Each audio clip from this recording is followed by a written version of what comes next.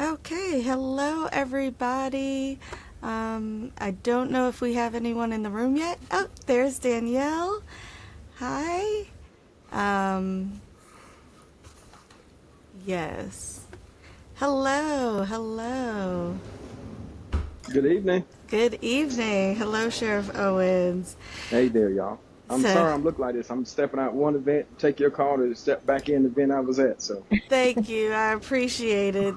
Um, So, real quick, for everyone that's here or might watch this later, I want to thank everybody for joining this important virtual town hall on such short notice. Today, we are here to discuss mental health and online safety in the wake of recent threats and the school shooting at Winder to our schools. This meeting is crucial for understanding the challenges and collaborating on solutions to ensure the safety and well-being of our students. I'm grateful that yesterday the superintendent updated the community at the board meeting about some of the safety precautions we do take in our school district. And it's vital that such information reaches us as a community, not just during our board meetings, but continuously, especially when urgent issues arise. I hope by the end of this meeting, with open discussion and expert insights, we will have concrete steps to enhance safety and support our students. So let's begin this conversation. I am going to start with Danielle Bell. She's a licensed therapist. So Danielle, can you tell us a little bit about yourself? Yep. There we go. Absolutely. So my name is Danielle Bell. I'm an LCSW. I've been in practice for 15 years. I worked in community mental health.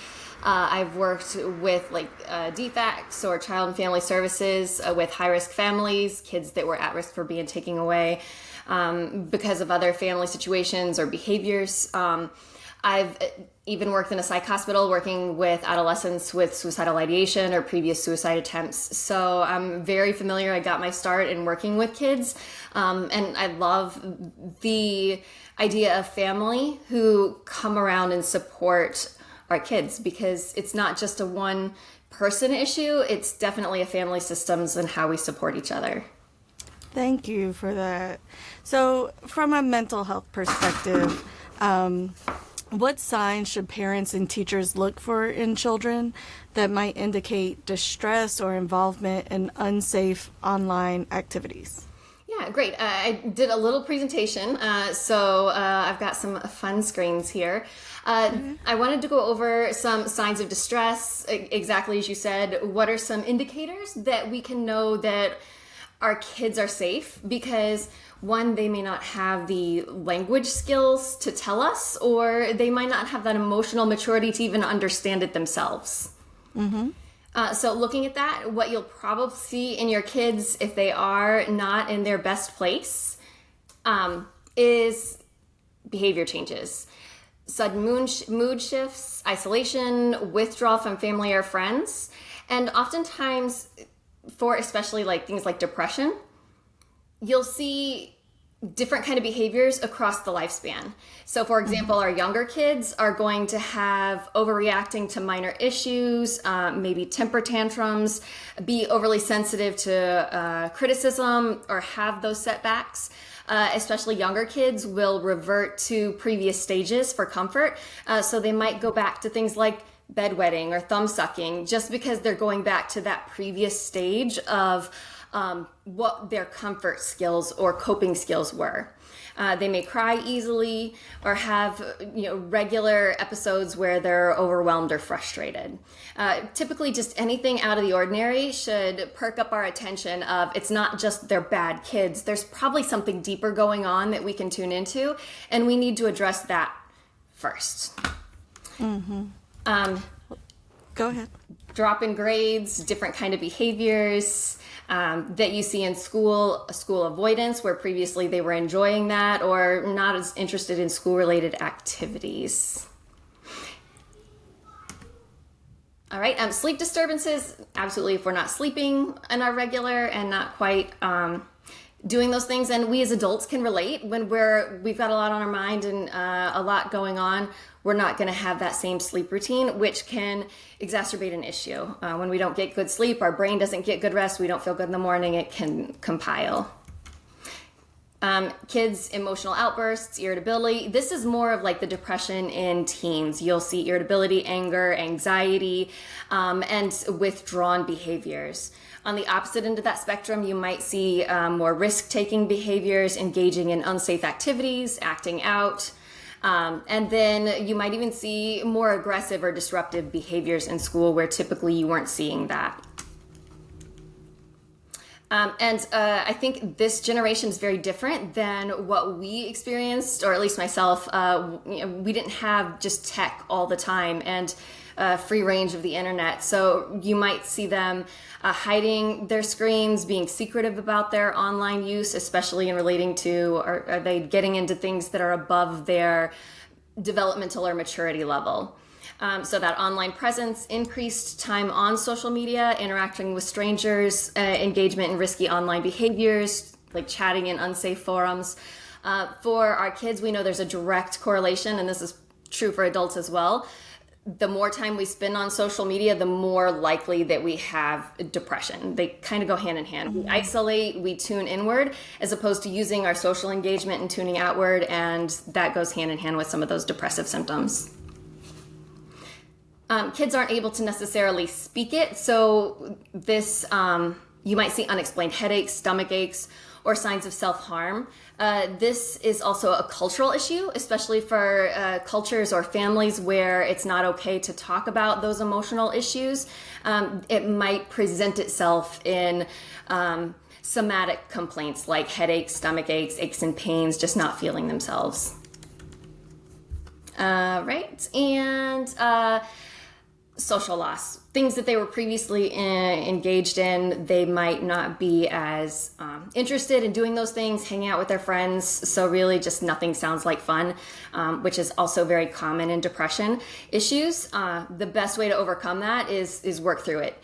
Depression begets more depression. So if I give into that, I don't want to do anything, I lay in the bed, then I feel bad because I'm not getting up and looking forward to something. So a lot of times the first step in that is getting up and doing something and moving in the right direction. Even if it feels like going through the motions, it'll get the ball rolling in the right direction, and eventually it'll help us to overcome those depressive episodes. Thank you for that. So I know sometimes licensed therapists kind of have a relationship with the school counselors at the school and stuff. So how can schools integrate those mental health resources effectively to support students who might be facing anxiety or distress, or due to the threats that they see online, or even due to some of the bullying that they may be experiencing? Yeah, that's a really good question, and I think we as parents are our first line of defense. I know I have 3 girls, and they're a little bit younger. They're 9, 7, and 5, and you know, I can tell when something's off with them, but that doesn't mean that they're immediately going to come and talk to me about it. So, and sometimes as a parent, I'm busy and I'm juggling about 17 different things. So it takes a lot of energy, effort to try to figure out, okay, what do I do about it? And that's really important for the teachers to have resources in class too, because they're the same. They may not have time, they're teaching the math lesson. They might not have time to figure out exactly in that moment what's going on with, little Billy or Susie, but they do notice. So having that direct contact with somebody in the school, a counselor or a social worker that's working in the school that can take that time to come in and talk to that kid. I think it's really important to be proactive in that. If your teacher knows your kids and the different resource officers or the counseling department knows your kid and knows they're normal, they're going to be more in tune with how to help if things are a little off. So definitely open communication as much as possible so that we can all surround our kids in their classrooms. Well, thank you. Go ahead. So do I have time, or you want me to go? Or you want me to wrap you up? have some time. Okay, cool. You have some time. All right. So how schools specifically can integrate mental health resources effectively to make sure that they're helping these supports. We want to really make sure that we're having that support. So increased access to counselors, making sure that every student has access to a counselor. And I think that this is important, that schools can incorporate counselors that are trained in trauma and crisis intervention, especially because our kids are just facing and dealing with so much. Mm-hmm. It's also really helpful to have mental health training for staff, making sure that teachers are provided with the resources that they need and that they have regular training so that they can identify the signs of distress that we talked about earlier and that they have the tools to respond effectively. It's also helpful to have anonymous reporting systems, making sure that kids know how to report or who to go to that they can report anonymously, especially issues around bullying, threats, or mental health concerns for their peers. A lot of times we see issues, but we don't know what to do about it or what to say or who to tell. So just making sure that there's a structure of safety of this is who we go to and this is how we can go to someone, an adult that's safe. And our kids learn best from each other. So encouraging our kids to be involved in some kind of peer support, whether it's a sport or a group or a club, but student involvement or student-led groups, especially for our older kids, teens, high schoolers, so that they have that culture of peer support and positive friendships where they can navigate those challenges and learn from each other to get through it. And then teaching students about online safety, cyberbullying, making sure that they have the tools to manage their digital presence so that they're not getting themselves into situations that are too deep. And then as parents, making sure that we're accountable for monitoring their screen time. I know as much as we can. I say that mine are 9 and younger, and I know as they get older, it's much more difficult, but at least giving them the tools when they're young so that they have that expectation and know what to do to get out of a situation as they get older. And then we as parents, making sure that we're doing our best. So going to workshops, learning about mental health, online safety, and really creating an environment in our homes for open communication. For teenagers, it's so hard to talk to teenagers. The best thing that a parent can do is get in the car. And the reason being is that our teenagers don't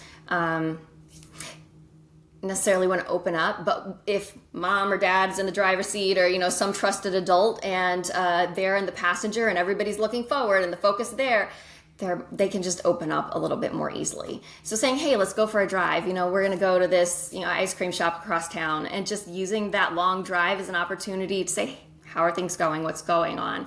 And it might take a moment, but just letting them know you're there, they're much more likely to open up and to start to build that connection. And it's always good to have it as a foundation before we might notice some of those issues, but it's never too late to start. And then lastly, making sure we have a crisis response team, which I think the schools really are working on. And I know they all have plans for how to respond. So having regular check-ins in the school when things are going well, so that when they're not, we have that foundational relationship that that we're trusted adults and we can talk about it.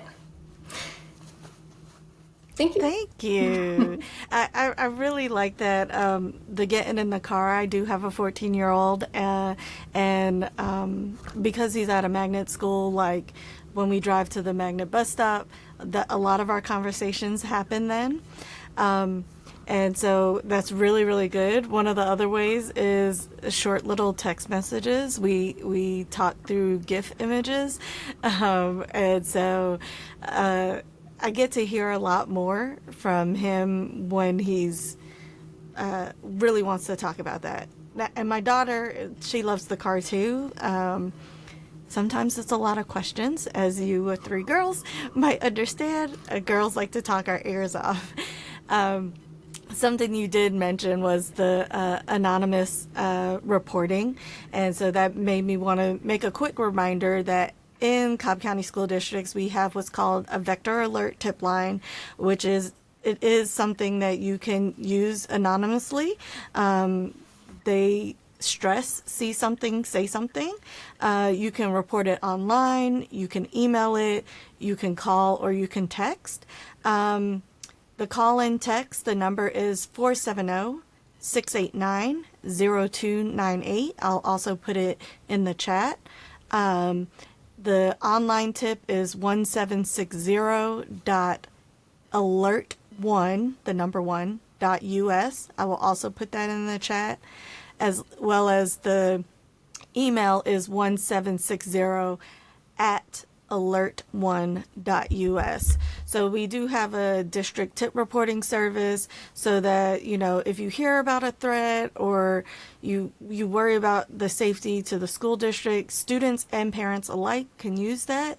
Anyone in the community that hears anything, and you can remain anonymous. So thanks for bringing that up, Danielle. And with that, because you talk a lot about, you know, the therapy piece and how it can connect with the schools, I want to now go to Irene Barton with Cobb Collaborative. I know she has given information to schools before, and so I'm going to ask her some questions about that. But Irene, can you introduce yourself first and what Cobb Collaborative does? Sure. Thank you so much, Laura. It's a pleasure to join you and your other guests this evening. So the Cobb Collaborative, we are a standalone nonprofit. We've been around for about 27 years, and we are really all about educating, engaging, and empowering our community members, stakeholders. So think about all the different sectors that families interact with: educators, their faith community, local government, other nonprofits, social service agencies. The list goes just on and on. Of course, law enforcement and first responders, to tackle tough issues in our community, because we know that the whole is greater than the sum of the parts. And if we work together, we can achieve greater things. We launched specifically our mental health awareness initiative in 2019, several months before we knew what was coming down, like a big old oncoming train, right, that hit us all in 2020, to raise awareness about the commonality of mental health conditions, specifically anxiety and depression, and how common trauma is, looking at adverse childhood experiences and larger issues of trauma. And certainly the pandemic, certainly school violence, school shootings, death in schools contribute or can be identified as those traumas. So to raise awareness, reduce stigma around mental health, and promote resiliency.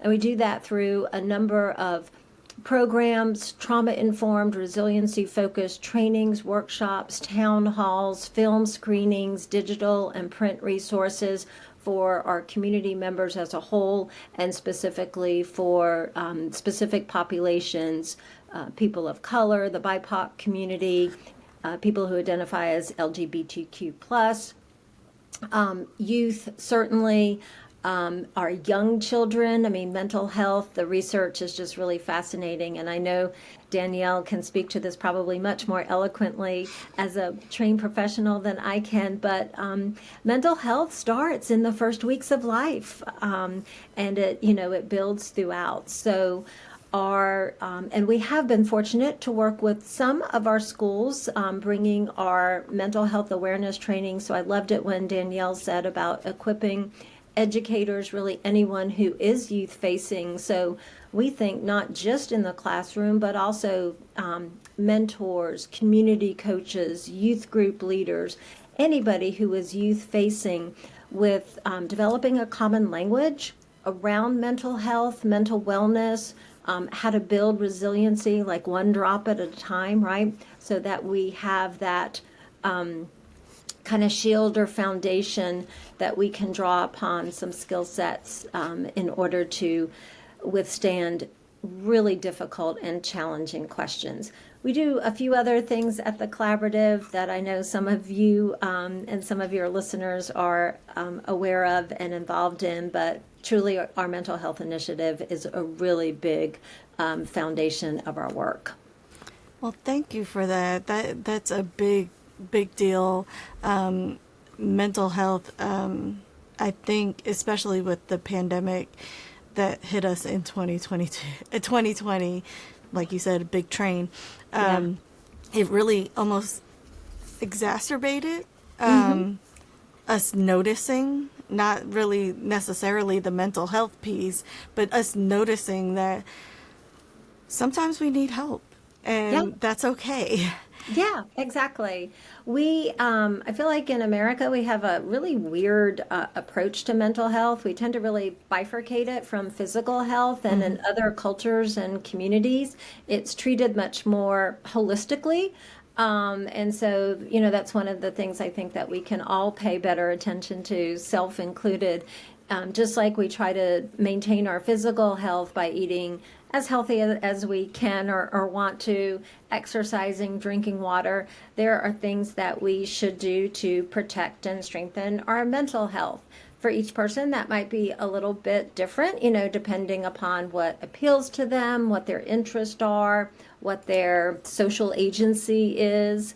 But there are things that every person can do, and that's one of the things that we have attempted to do with youth, as well as other age populations. We did a 5-part series in Cobb senior centers, to talk about, mental health is with you throughout your life, and just because you're an older person doesn't mean you automatically get a hall pass to be cranky. Like, yeah, we should all be working on our mental health. And something that Danielle said, and I think you said it too, Laura, is the importance of human connection. And I think that's what the pandemic and, really highlighted, sadly, is the impact of being isolated. And so we are, as human beings, wired to live in community, to work and play and grow in community. And we need that. We may like to be alone some of the time, but we don't want to be lonely. And there is a difference.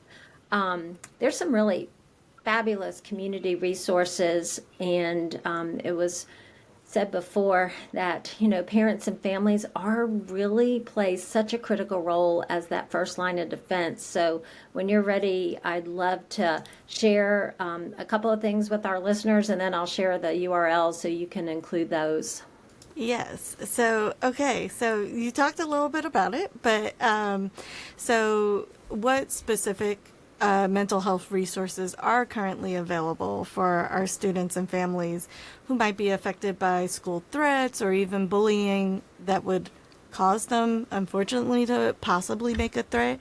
And how can they access these services through Cobb Collaborative? Yeah. So a great resource is CHOA, Children's Healthcare of Atlanta.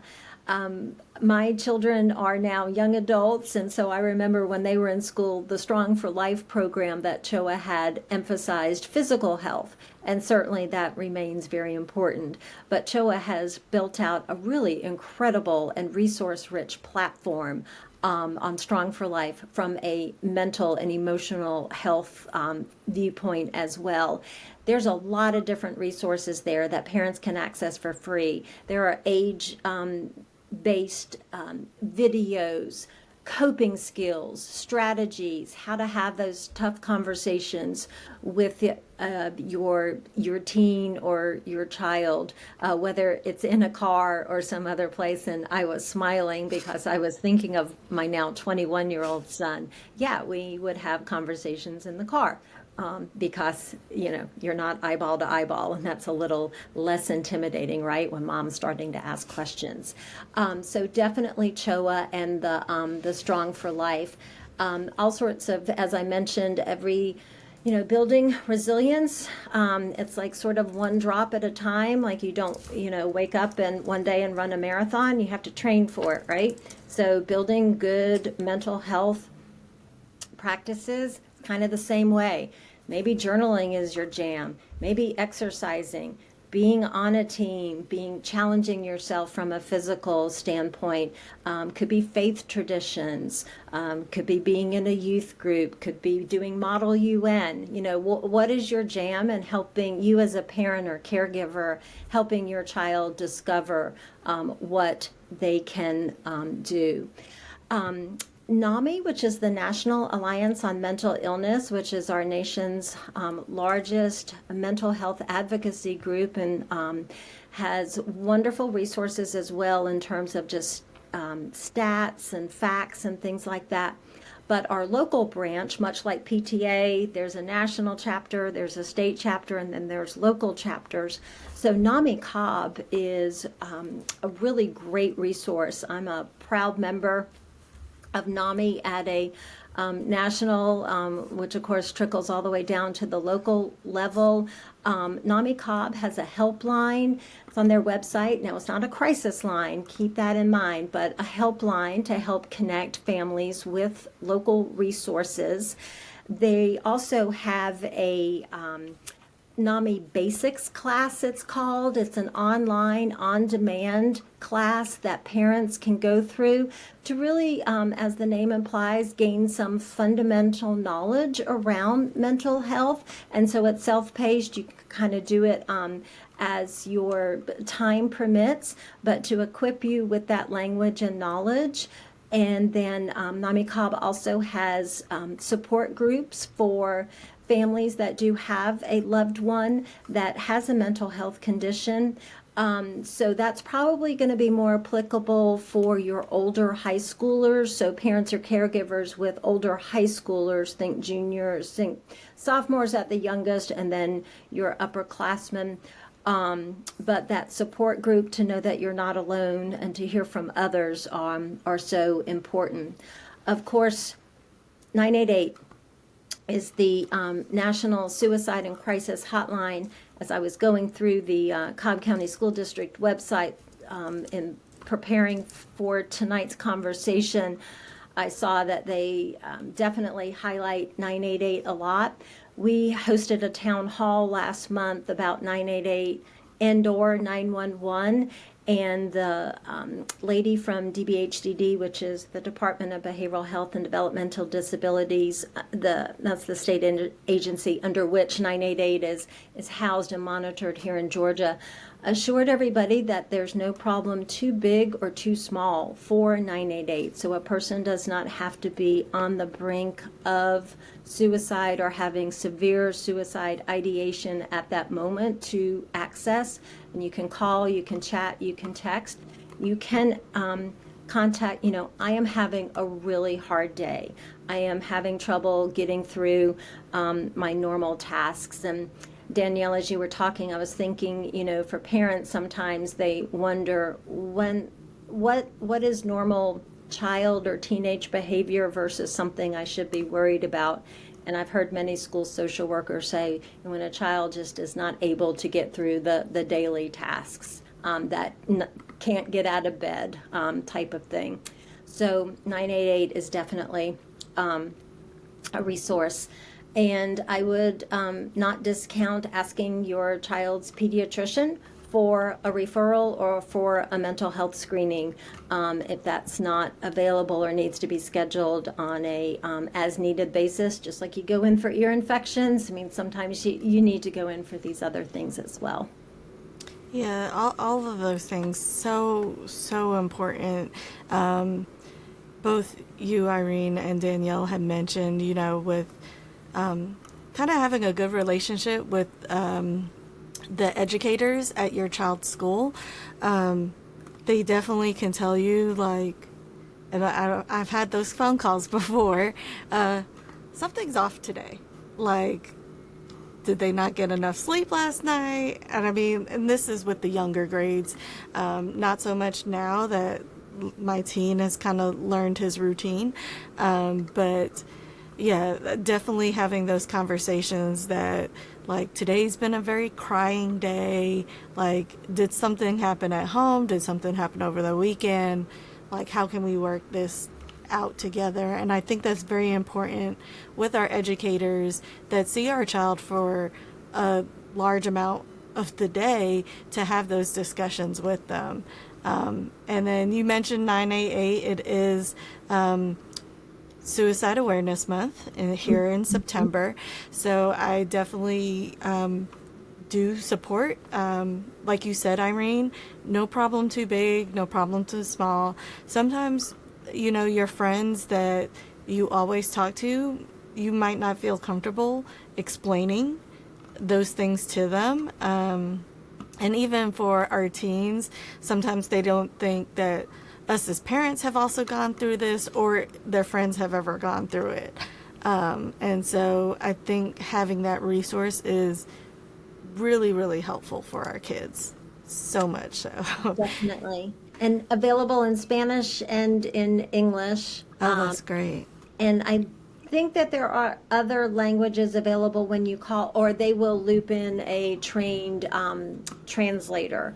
Right now, print material is only available in English and Spanish, but when you call, they will bring in a translator to help. Because we know there are other languages pretty prevalent right here in Cobb County as well. Yes. So you mentioned a lot of, organizations that are great. CHOA's Strong for Life and even NAMI. Are there any other community partnerships out there that might enhance the mental health support for our schools? Or are there some gaps that might still exist providing that comprehensive care that we're expecting for our children? I definitely think our school, the school social workers in Cobb County are a really strong line of defense. I know where the schools where my two now young adult kiddos matriculated through, there were things about anxiety and all that they would bring. I think sometimes the challenge is getting parents to access those resources in moments when you don't necessarily need them, which you mentioned. You really build relationships in quote unquote normal times so that when there is a crisis, you can lean on those relationships and those resources. A couple of other things that I'll mention, and I know that these can be fairly isolated incidences, but Kate's Club has a strong presence in Cobb County, and that's a nonprofit that supports children who have suffered the loss of a parent, primary caregiver, or a sibling. And unfortunately, that happens more frequently than we would like to think. Pre-pandemic, the statistic for Kate's Club was about 1 in 11, and that children have that loss, and it's closer to now like 1 in 10, 1 in 9. So that is definitely, as they say, it's a club that no one wants to belong to, but they are there when children should need that. And then there's some other wonderful, I'd say more like place-based services. There's Communities in Schools has a presence in several feeder patterns. Now they used to just be in high schools, but now it's more of a feeder pattern issue or service or resource so that families are used to that site coordinator as a resource. So that is definitely one. Some other organizations that come to mind are Sting in the South Cobb area, Austell. Miss Geneva has done wonderful work there. Marietta Yells along Franklin Gateway has some great programs for young children as well as high schoolers. And, part of their we're supporting the whole child in the community where we live, work, and play. Girls Inc. also has a, emphasis on strong girl, fostering girls to be strong, bold, and I can't remember, brave, I think is their tagline. So there are some great things. And I have to give a shout out to both school systems mentoring programs. Cobb Mentoring Matters, and Jeanette Foster Baker Barker leads that for Cobb County Schools. So, having that presence of a trusted adult outside of the family structure the value of that cannot be understated or overstated, excuse me. And then Marietta Mentoring for Leadership. And they loop with those students every year starting in middle school. So those are some other things. And we have provided trauma-informed training to all of those volunteers, so that we are really all about flipping that conversation from what's wrong with you to what has happened to you or what do you need right now. And so we've been really pleased to partner with a number of organizations like that. Well, thank you for that. You both have mentioned trauma-informed, and either one of you can take this one. What does trauma-informed look like? I'm going to let the expert handle that one. Yeah, so let's start with what is trauma. And trauma can mean something different depending on the person. It's not about the situation, it's about your reaction to it. So Laura, you and I can go through the same negative or bad situation. So for example, car accidents are often a trigger for a trauma. And so you and I are both in a car accident, but depending on our history of what's like being in the car or the supports, we may respond differently. And what that might look like is reliving the experience or fear of getting into that situation again. If it is causing dysfunction or impairment in my quality of life, or I can't do the things that I usually do, then we would say that's a traumatic impact. And we know that if those symptoms are residual and they build, it can lead to something like a PTSD diagnosis. That's about a good enough evaluation of that. I could go deeper into, different forms of trauma or abuse or but we all know what a bad situation is. It really is just, the supports that we have. Someone spoke earlier, I think you both said something about resiliency. Irene, I know you were talking about resiliency, and that's such a powerful word because we think about these bad things that happen to our kids or these bad things that we know are going to happen in their lives and we can't protect them forever. As much as we just want to hold on and keep them in a little cocoon, we can't do that. That's not life for them. And so, we can't helicopter parent. We have to give them a little bit of string, a little bit of leash to gain their own experiences. And we know that things aren't going to be perfect. Nobody's life is perfect. But resilience is your resistance to those bad things that might happen, having a detrimental long-term impact. So resilience is having hobbies, interests, friends, positive self-esteem, especially for our middle schoolers. Middle school is tough.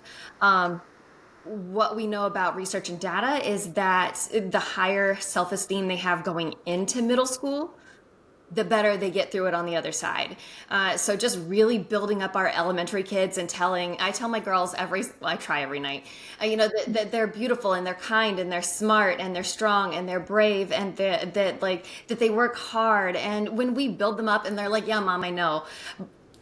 They may be completely full of hearing it, but I want it to be like a broken record that when something, comes up in middle school, because I'm not going to be there, they remember that they're strong and they're brave and they can do hard things, and that's good.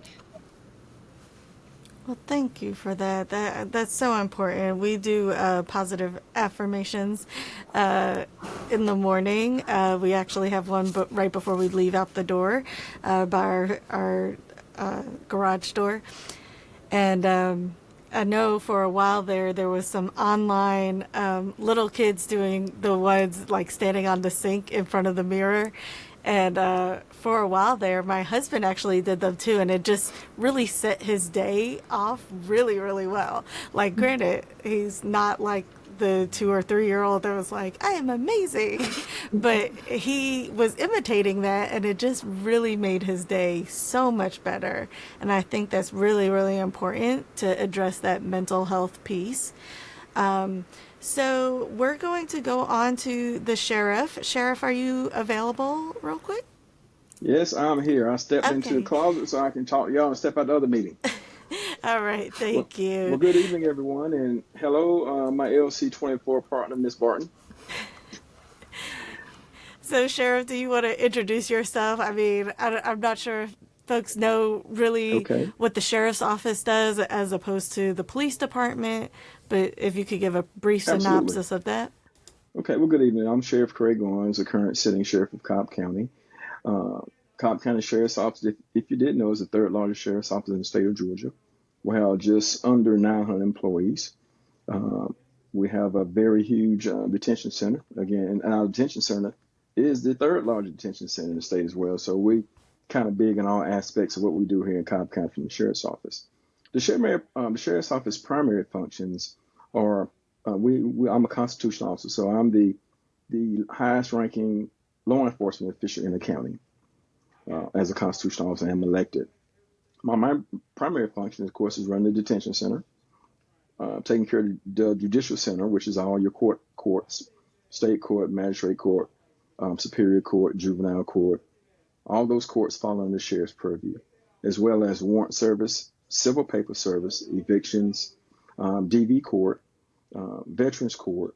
All those things fall under my purview as well. We're also responsible for all fugitive apprehension in Georgia. I mean, well, not in Georgia, but we travel throughout the state of Georgia, but in Cobb County as well. So we are not your first responders to incidents that would normally be your local police departments and your county PDs. So we are a secondary infusion of manpower and strength to help back up on certain incidents or any incidents of that nature. But we do respond. If we're in an area and we're working, we will respond as a primary if we're close enough. But if not, if we call, we'll send everything we have to back up our local agencies within the county. So that's kind of us in a nutshell. And we are extremely busy, but we like what we do here in Cobb County. Yes, well, thank you. Thank you for your service to the county and all that the sheriff's office does. And like you said, our local police would be our first line of contact.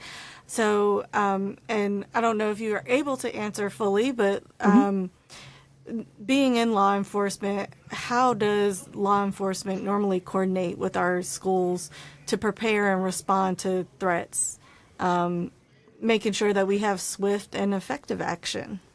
Right. Well, that's a good question. And I think a lot of people really don't know how we respond collectively from your PDs, your city police departments, and your sheriff's offices as well.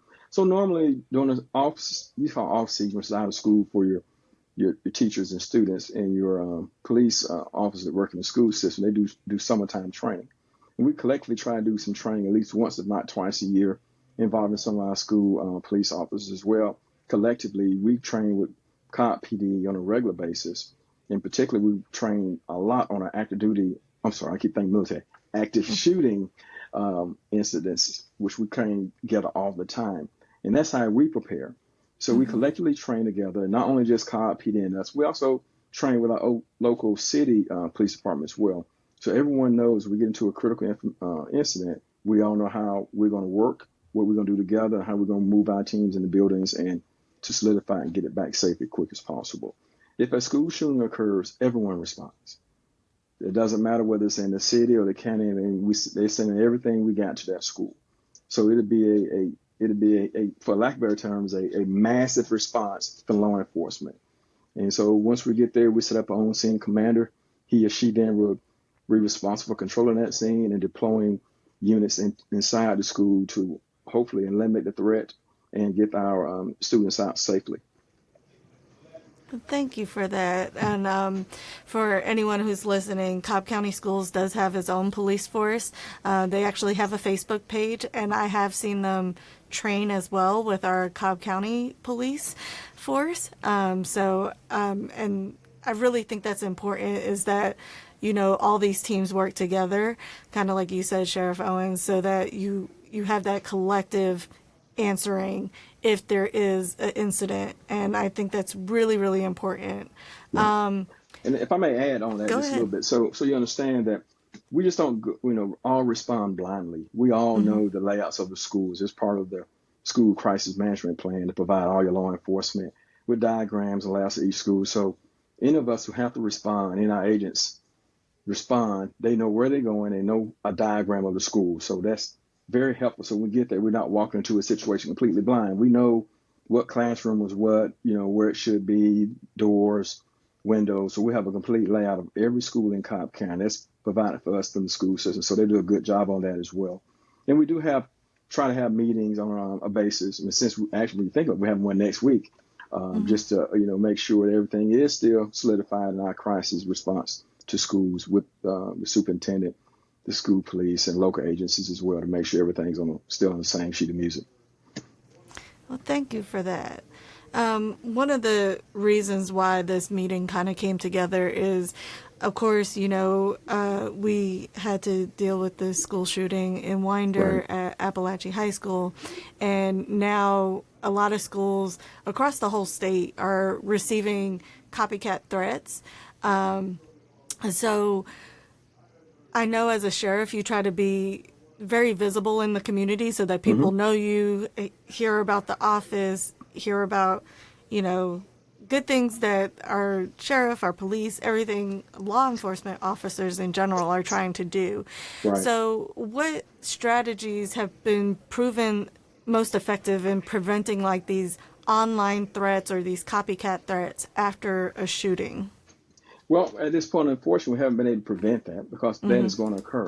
But what we have to do is, when those things occur, take swift action. If they are pranks, deal with them in such a severe way that they know we're not going to tolerate these things, and it's a serious thing to make these types of calls. So we investigate everyone like it is a real call. We'll send deputies and officers out to investigate immediately. And if we determine it's a prank, then we will take immediate action and prosecute for making those false accusations. And I think by doing that in a swift manner and letting them know we're not going to tolerate pranks and things of that nature, which puts people's lives in jeopardy, get people, as you both stated earlier, Danielle and Irene, it gets them in a different mental place, it gets them in a bad mental status, and that can cause harm to our children and parents. So we want to make sure we eliminate it as quick as possible and make sure we get our community back to being stable without having these incidents popping back up. So we monitor those calls on a regular basis. We investigate them fully, and we will prosecute if they are prank calls. Thank you for that. And that's important to know. I did try to get one of our lawyers on the call as well to kind of talk about what that prosecution kind of looks like after, you stop the threat and what it looks like going through the court system. I don't right now, but I do hope to have another talk like this after the fall break. I know a lot of us are going out of town this week, but it is next important. Week, right? Yeah, next week. But I do know it's important to kind of talk about this. So I want to thank you, Sheriff, so much for taking the time to step out into a closet for that piece. But speaking about online threats, we have Ms. Jordan here from Barton Technologies. I'm going to let you introduce yourself as well, kind of tell what you've done, especially with parenting in a tech world, and why do kids feel so emboldened to make these threats online and things like that? So I know that's a bit of a loaded question, so I apologize for that one. Yeah, not an easy one, that's for sure. First of all, thank you so much for having me. It's an honor to be able to speak, on a panel like this with esteemed colleagues like yourself. I hate that we have to have this conversation, but it's important to make progress and keep our community safe. So, as you mentioned, I'm Titania Jordan. I am the Chief Parent Officer at Barton Technologies, a company based in Atlanta, Georgia. We've been around since 2015, and we help to protect over 7 million children across the United States. And we do that with our app, with our free software for schools, with our in-home hardware that helps with screen time and filters and monitoring of things like gaming consoles and smart TVs. We do that with our Safer Smartphone for Kids, and then we're launching a smartwatch before the holiday season. So we have a variety of software and hardware. And because of that footprint that we have a lot of data.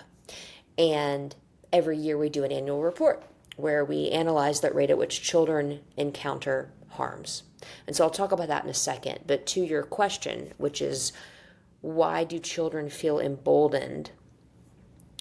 There is a whole subculture online that glamorizes violence. And it's happening in places where a lot of us adults don't spend time. Places like Twitch and Discord. I don't know how many people listening or watching have even spent time on those platforms or heard of them, but our children are certainly spending time there. And you combine that with powerful algorithms that feed content to children, that keep them hooked inside of apps and games and screens, that foster that addiction even further. And the bullying and just the way people are treating each other online, because there is the removal of that in-person, face-to-face contact. There's a level of anonymity and disassociation. It's really like nothing we've ever seen. And you know, at Bark over the past few weeks, we have definitely seen an increase in alerts that we've been sending out to parents and schools about threats, credible threats. And it's just, it's a tough time to be a parent. It's a tough time to be a student, a teacher, a law enforcement official, etc. Well, thank you for that. And I know I've been watching you online for quite some time. My kids sometimes get upset with me because I was like, Bark says no, you can't have this app. And I know each child is different, but you have seen a lot more, unfortunately. And yeah, so I do thank you and Bark Technologies overall for what you guys have done as far as making parents aware of certain apps that are on our kids' phones. So going on to my questions that I do have for you is, what are the most significant risks associated? Because as you've seen cell phone use by children and teens, but in the context of online safety, what are some of the most significant risks associated with that cell phone use? Yeah, I'm glad you asked, because outside of emotions and anecdotes, we really need to lean on the data to see just how often children are exposed to harmful content and harmful people online. And so over the course of just 2023, and I'm dropping it in the chat right now, we analyzed over 5.6 billion data points across children's connected devices and accounts, text messages, email, etc.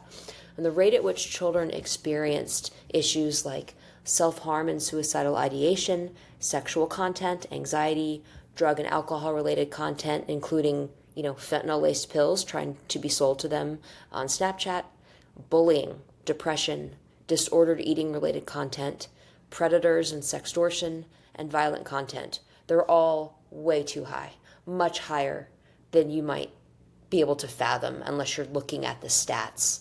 And it's not one type of kid. It's not certain kids in certain zip codes or that have certain types of family dynamics. It's all children. Good kids make bad choices, and when we give children unfettered access to the entire world through little supercomputers in their pocket, we're also giving the world access to them. Mm-hmm. So we could talk for a long time about how often children are encountering a variety of harms online, but it's too high, it's too often, and too many parents don't know until their child is in the middle of a crisis. Yeah, and that's what's scary to me as a parent. One of the things that you have prevented in my home personally is Snapchat. Mm-hmm. And my son, he's a good kid, and he's like, Mom, I'm a good kid. You've seen my grades. You see how I react around my friends. And we try to tell him all the time that we know that you're a good kid, but that the things that you will see on Snap, unfortunately, will deteriorate your mental health. And I just really want him to grow up as a child and not get touched by that so often. He does have access to other apps available that he probably shouldn't have, but I know Snap is one of those things that definitely just that constant barragement of what's happening in the world and just trying to keep him away from the bullying or just really keeping his mental health intact as much as I can. Although it makes him a little upset with you, even though he has never met you. That's fine. Kids can be mad at me all day long, because later is longer. They're only children for so long. They have the rest of their lives to be super connected. And I would encourage any families who are in that area of friction right now to let their children present a case to them for why they should have it. Why is it good for them? Because they're not going to be able to. They're just not, and children are very good salespeople. Children meaning teens as well. They're all children to me if they're under 18. And they're going to pull on your heartstrings and plead with you to not be left out. And I get it. But honestly, the only things they're going to be left out of are the things that they should be left out of, that are not good for their mental and physical health. And, if your child is 16 or 17, it might be time to think about letting them have it for social reasons, not without a ton of conversations and parental monitoring and safeguards. But 11-year-olds certainly don't need Snapchat. And even though Snapchat says you can be 13 years or older to use their platform, I don't think it's good for them either. Yeah, that I do have very good salesmen for children.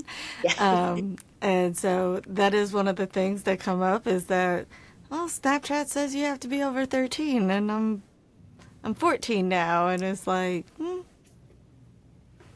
if we can hold on just a little bit longer, it's important to us as well.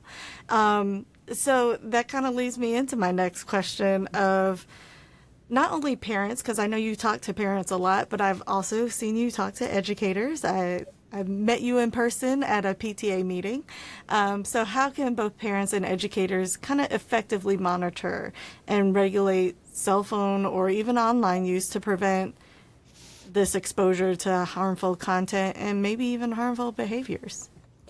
That is such a loaded question. And I'm going to try to be as concise as possible. I guess I'll start with just the reality is you can't protect children from everything. Like, they are going to encounter things, issues, because we're living in a hyper-connected world. And so it's really not a matter of if, but when they encounter very mature topics and themes and problematic people. So that's why you need to be having ongoing, candid, age-appropriate conversations with them much more frequently than our parents and caregivers did with us, and at an earlier age than you might think. And so it's that relationship that's critical. Children need to have a safe place. They need to know they can come to you with anything questionable that they may have seen online. And they need to know that your first course of action isn't going to be to freak out or even punish them, even though there are consequences. That shouldn't be the first one, right? Because children are afraid to tell you about certain things. They don't want to lose their access or a form of entertainment. They don't want to be labeled a snitch. So it's very hard to navigate. They need to have a way to report things anonymously. They need to have an outlet. Irene dropped a great source in the chat. The Anxious Generation by Jonathan Haidt is absolutely a must read. I would encourage your 14-year-old to read it. He will start to understand why you feel the way you feel and why the bark mom feels the way she feels. I have a sophomore in high school, and I'm right there with you. I've made so many mistakes. But tonight is not about me. It's about what we can all do. Monitoring and regulating is definitely an uphill battle, but we are making strides as a society. So many schools and districts are going phone away for the day, phone free. I can't think of a reason why a child needs a phone at school, right? You're there to learn or build your interpersonal social skills with each other in real life. So let's get those phones away. Let's not contribute to the filming of, bullying in the bathrooms and piecing out on Snapchat in the lunchroom when you could be just talking to each other. So less connected tech. And then when you're at home, don't let children have connected tech in their bedrooms, behind closed doors. Make sure you are setting time limits and filters. There are so many free options, whether you're an Apple family or a Google family, Android family. The internet service provider that comes into your home offers free parental controls, filters, time limits. So essentially whatever your kid uses, whether it's Roblox or a tablet or whatever, Google the name of that thing plus 2 words, parental controls, and just go through the steps of turning those on, because that's half the battle. And then if you would like to get insight quickly ahead of time into the very specific danger that might be coming across your child's screen and impacting them in real life, that's where Bark comes in. You don't have to use Bark. It is helpful. It is very helpful. It saves lives. Every single day we're sending between 85 and 100 severe self-harm and suicidal ideation alerts to parents about their children. Suicide is the second leading cause of death in children today, and that's just one of the issues that we alert for. So there's time limits, there's filters, there's the relational aspect. I would say go a step beyond and connect Bark to your children's devices and accounts. If your child's school is not using anything to monitor the school issue devices and accounts, they need to be using something. They can use Bark. Bark is free for any school in the nation, but they don't have to. They just please be using something, because things are happening not only on personal devices, but school devices. And I think finally, we have got to advocate for change and legislation. The laws that are meant to protect consumers online and children online have not been updated in 20 years. And a lot has happened in 20 years. So reach out to your local legislators and make sure that they are advocating for our children and families' best interests online, because the burden should not rest solely on parents or caregivers. I do want to ask you one question that I didn't prepare you for, but you might be able to answer it.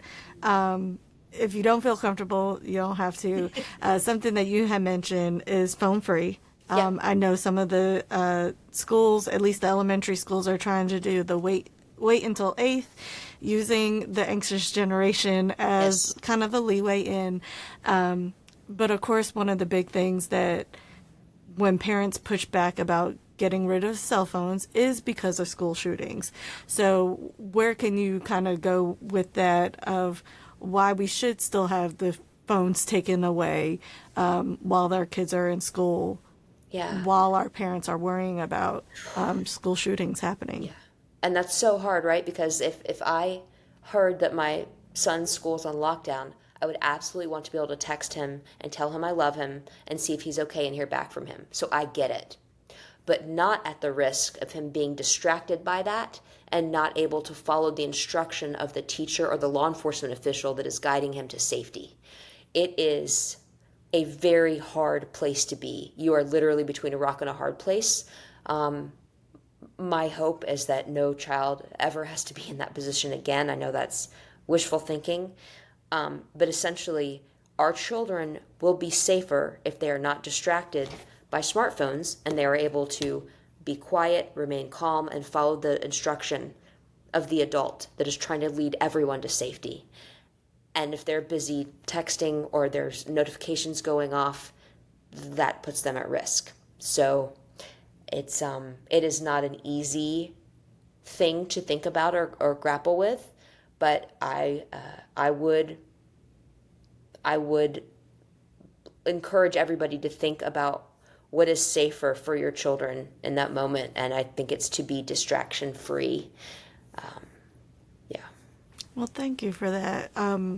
When I used to work at Northside Hospital, and we would always go through at the hospital. It was called a code silver instead of a code red lockdown like in our schools. And what law enforcement would tell us is that sometimes when you have someone coming in to do harm, like a school shooter, is that sometimes they take that hunter mindset. So they're looking or hearing for any sounds to go off and that's where the end of the gun will point to. So that was one of the things for me of like keeping the phone on silent, not even having it on vibrate, because even that vibration, when everyone's trying to be quiet and hiding in a place, that could lead that shooter to that place. And so that always worried me once I heard that at one of my previous jobs. So I kind of get the whole, I would rather have my child safe and be able to follow the law enforcement or the teacher in that situation, the trusted adult in that situation, rather than not only being distracted by the phone, but also having something going off that could alert to where their place is at. So, and that's just my feelings. I know other parents are still very strong, feel very, very strong about. I get it. I would love to have access and have that. I don't even want to think about saying that last text. But I know, unfortunately, we are in a place where these threats are coming into our schools. So it's really, really important. I don't know if we have, I thought we did have people, but it does just look like us right now. So I was going to ask for any questions. Do you have questions for each other? I don't. Okay, well, thank you for that. I do want to say that thank you guys all for this discussion today. Thank you to Sheriff Owens, who had to cut out real quick. Just your engagement and your insight has been crucial to making our community safer. I thank you all for coming and giving that insight. Again, I still do want to try to do this in person after the break. I know this was a last minute thing, but a lot of emotions were coming out. I know some schools, the students did a walkout or held a memorial service. And I think that's really important. It's kind of been on top of mind, and I didn't think this could wait. Like Danielle had mentioned, well, actually all of us had kind of have mentioned, reporting things anonymously. We do have that vector tip line with Cobb County School District. If you see something, see anything, say something. That is so, so important as we move forward and try to get out of this constant barrage of threats coming to all our schools. It's really scary as parents, as students, as community members. So one final thank you to everyone who has come. I hope that you have a wonderful fall break. But I also want to keep this conversation and this momentum going so that we can ensure a safe and supportive environment for all our students from now moving forward. So thank you.